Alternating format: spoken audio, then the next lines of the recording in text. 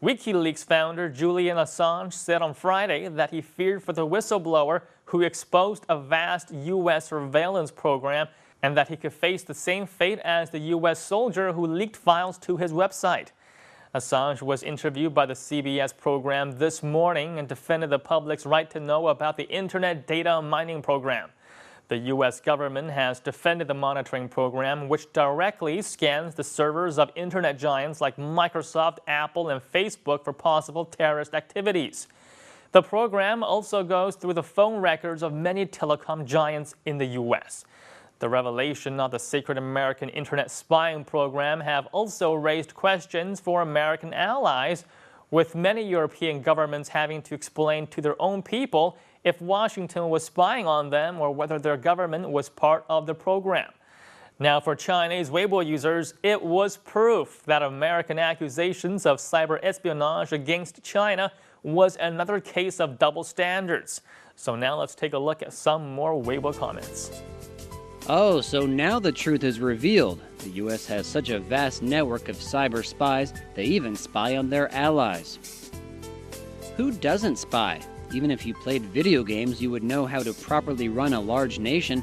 You need sources of information, and that information comes from spies. How else would you know if people were planning something dangerous? Double standards. America is always saying one thing and doing something else. They can do whatever they want, but when someone else does the same thing, they will jump out and call them out and condemn their actions. These are America's true colors. They are a country of false democracy. They always talk about respecting people's individual rights, but look at how many times they've trampled on people's rights over the last few years. This is only the beginning. I think the terrorist attacks have changed America to its core. It is no longer the proud and confident nation that it once was.